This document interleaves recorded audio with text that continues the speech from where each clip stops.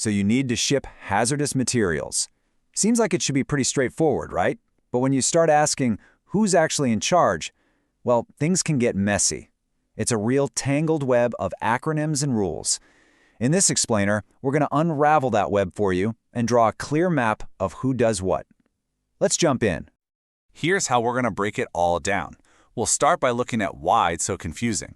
Then we'll introduce the main player, the DOT.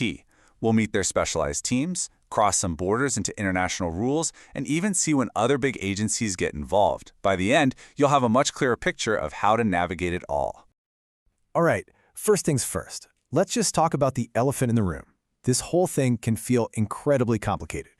And if you've ever felt totally lost trying to figure it out, trust me, you are not alone. So this really is the million-dollar question, isn't it? When you need to ship something hazardous, who's the final authority? Is there one number to call? One agency that handles everything? Well, as you've probably guessed, the answer is a big nope. It's way more complicated than a simple org chart, and it's a real web of different groups that have a say. But there's a reason for all that complexity. And this slide really nails why it feels so different. You know, in other areas, things are pretty clear-cut. Worker safety, you think OSHA. Environmental rules, that's the EPA. But hazmat shipping, it's a whole different beast. You could have federal, state, and international agencies all involved in just one single shipment. Okay, so with all those cooks in the kitchen, there has to be a head chef, right? A main player calling the shots. And there is. So let's meet the primary authority for hazmat shipping here in the United States. Everything really starts here with what's called 49 CFR. That's Title 49 of the Code of Federal Regulations. Think of this as the master rulebook for moving hazardous materials around the country, whether it's on a truck, a plane, or a boat. And the agency that writes and enforces that rulebook? That's the U.S. Department of Transportation, or as everyone calls it, the DOT. They're at the top of the pyramid. But the DOT is a massive organization, so it doesn't try to do everything itself. Instead, it has this whole team of specialized agencies under its umbrella, and each one is an expert in a specific kind of transportation. Leading the charge is PHMSA, the Pipeline and Hazardous Materials Safety Administration. I mean, it's right there in their name. Their entire mission is the safe and secure movement of this stuff. We're going to come back to them later because they are super important.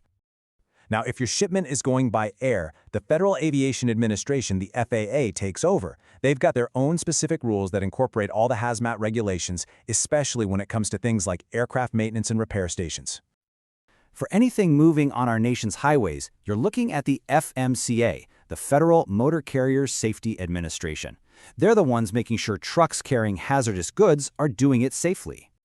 And you guessed it, for anything moving on the rails, the Federal Railroad Administration, or FRA, is in charge. So each of these is like a specialized branch of the DOT, making sure the 49 CFR rules are being followed in their own domain. So far, we've been talking about shipping within the U.S., but what happens when your package needs to cross an international border, or even just travel over the ocean to get to Hawaii or Alaska? This is where we add another layer. For international air travel, you also have to follow the rules of IATA, the International Air Transport Association. For sea travel, it's the IMDG code. Now here's the key part. It's not one or the other. You need to be trained on both the U.S. rules and the relevant international code. And just a couple of quick but important reminders here. Enforcement isn't just a federal game. State agencies, like the state DOT or Highway Patrol, can and do enforce these rules. And that IMDG code for sea travel, it doesn't just apply to international trips. It's also the rule for domestic shipments to places like Hawaii, Alaska, and Puerto Rico. So just when you think you've got it all mapped out, there's one more layer. Sometimes, depending on what you're shipping, other big federal agencies get involved, and they bring their own rule books to the party. Here are the big three special cases. If you're dealing with radioactive materials, the Nuclear Regulatory Commission steps in.